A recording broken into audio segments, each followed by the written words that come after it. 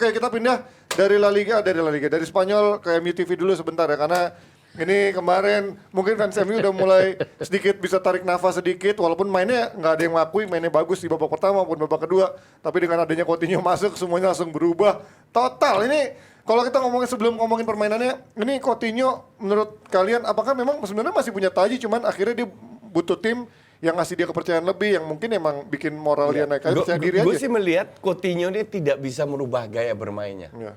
Kalau dia di Inggris, mayoritas semua klub Inggris itu kan suka dribbling. Nah, kekuatan dia kan dribbling. Barca kan nyaris nggak ada yang dribbling. Kalau Iniesta, Xavi dribbling, itu pun nggak kayak Coutinho atau nggak kayak si Mason Mount yang jauh, atau Rashford atau Greenwood gitu ya. Dribbling kan dikit-dikit aja. Nah, Coutinho kemarin kan sekarang ibarat dia kembali lagi di mana dia dapat space banyak. Nah, disitulah kelihatan teknik itu kan nggak hilang. Teknik dia nggak hilang. Dan dia juga ingin membuktikan dirinya bahwa dia masih bisa, masih ada. Toh umurnya masih di bawah 30, ngerti nggak?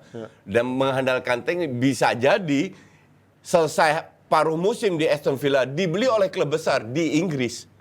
Bisa banget. Tapi kenapa dia nggak milih Newcastle yang punya proyek jangka panjang ya, malah milih Aston Villa yang memang ya proyeknya kan nggak jelas gitu ke depannya, walaupun Yang Gerrard ada minta di sana. kan Gerrard. Ya, faktor Murni faktor Gerrard dia minta. kalau dia diminta jelas. Valencia di sini ya. Ya sama kayak gue diminta Kekeluargaan Valencia ya. di sini.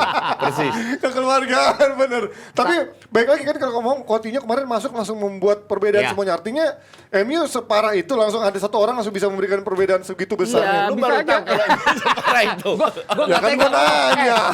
Gue nggak tega ngomongnya, tapi kan baru 22 menit ya dia mainnya. Kan belum dilihat konsistensinya dia segimana setuju nanti itu di gua. pertandingan berikutnya. Apalagi teman-temannya kan nggak Tapi mungkin kalau dilihat konsisten kan itu. dia kan jumlahnya juga kalau dilihat dari statistik dia kan lumayan. Tapi passingnya kan persen sukses passingnya cuma 83%, nggak bagus-bagus amat ya 83%. Kalau untuk ukurannya seorang dribbler dan segala macam, di mana dia harus membuka ruang, harus membuka peluang bagi teman-temannya. Dan ini tadi konsistensi yang paling penting. Apakah dia ke depannya kalau dia sebagai starting dan berhadapan dengan klub-klub yang lebih besar dari United, ada ya klub yang lebih besar dari United kan banyak kan sekarang di Inggris. Kalau yang lebih kaya banyak, yang lebih bagus mainnya banyak. Tapi kalau soal yang nomor branded nomor satu ya MU masih tetap. Gini kan dia kan dipanggil buat menggantikan kekosongan ya dengan kehilangannya playmaker dari Grealish ya, Grealish oke. sendiri ya. Dan kalau lihat ukurannya kan Aston Villa kan musim lalu jauh lebih baik dari musim ini ya sampai sekarang. Tergantung apakah dia bisa mengangkat Aston Villa setidaknya sampai di posisi musim lalu. Oke, nah kalau kita ngomongin dari sisi ini di bawah Gerrard langsung kerasa cara mainnya minimal berubah gitu dari banding dulu yang minimal Inggris banget. Sedikit berubah. Iya. Ada Terutama for sure- kemarin lawan MU menurut gua Iya. cara mainnya enak dilihat. Ada perubahan tapi nggak. Kemarin itu adalah sebuah pertandingan dengan dua wajah yang berbeda. 30 menit pertama, Hancur Punya MU. Aston Villa itu diobok-obok, nggak bisa keluar. Justru anjing MU kalau main kayak begini 6-7-0 nih menang. Ngerti nggak? Enggak. Ternyata pas 1-0, ya 30 menit lah. Iya, iya. Habis itu baru pelan-pelan Aston Villa on fire, baru di babak kedua fair aja Aston Villa layak dapat gol itu. Apa yang menurut lo membuat kenapa MU setelah unggul 2-0 bisa langsung kendor gitu coach dari sisi pressingnya, dari sisi permainan nih? Ini murni mental. Ini murni mental.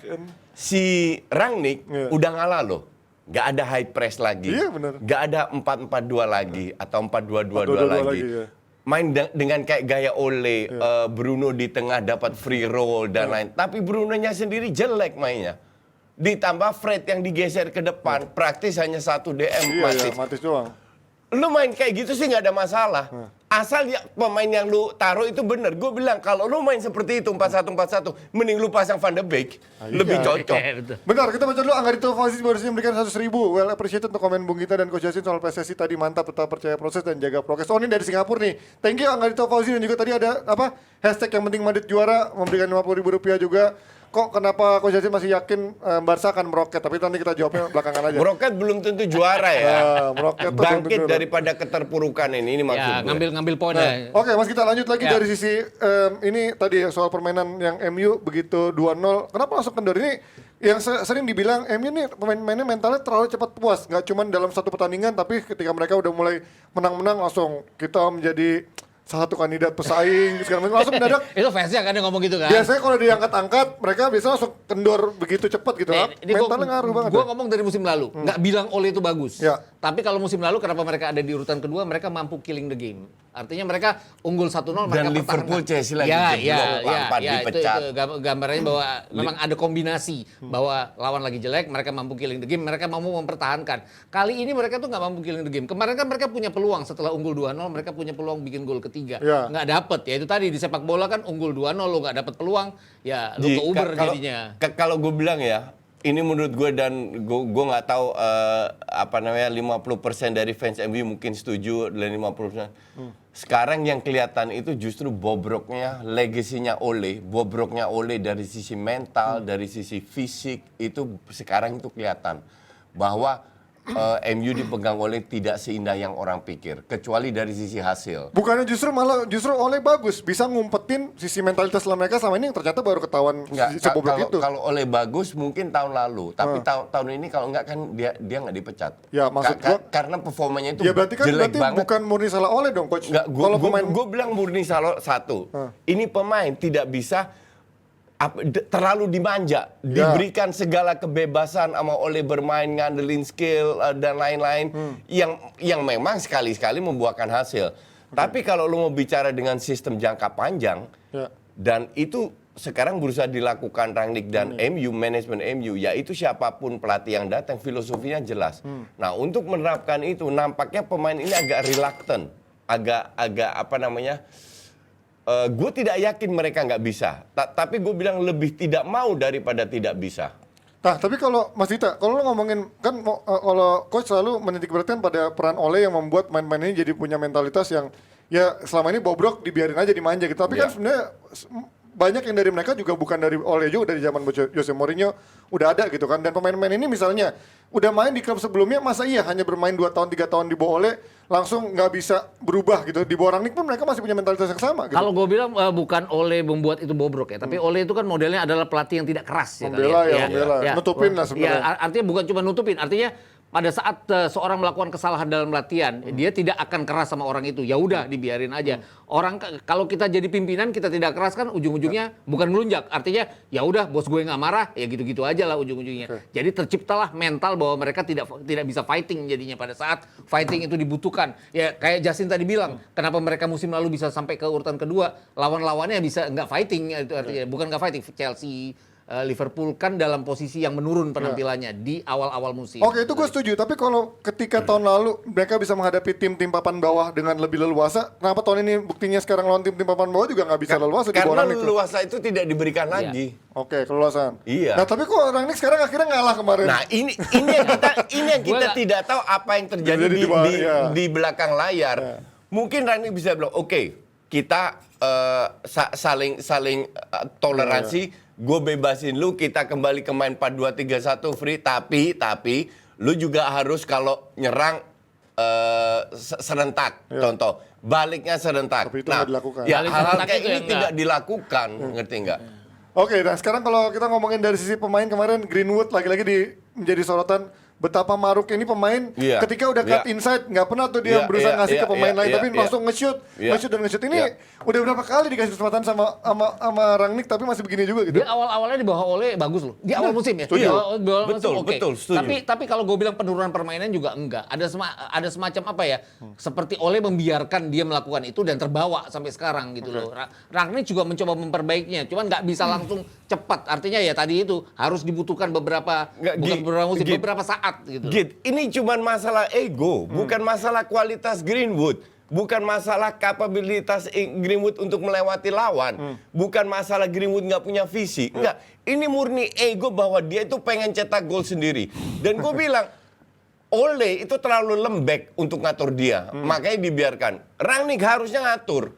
Ngatur, kalau enggak, gue juga bingung. Kalau gue jadi Rangnick, udah dari match kemarin lah, dia udah nggak main lagi. Oke, itu kalau itu mungkin Greenwood masih ada terkontaminasi sama Ole. Kalau Sancho kan bukan eranya Ole, baru cuma 2 pertandingan. Sancho itu memang gitu-gitu aja. Ngerti? Kapasitas Sancho emang segitu aja, nggak akan lebih jauh lebih hebat. Ya, tapi di Bundesliga dia bisa menjadi pemain yang begitu bersinar. lu kalau lihat apa namanya Dortmund main, itu they got many space. Ya. Ruang yang tidak didapatkan sama di MU. Ya, Karena berarti lo kalau menilai pemain Munchen juga bisa bilang main Munchen juga begitu belum dong. tentu berhasil di Iya, situ di iya Inggris kan? kan. Iya Ah. betul.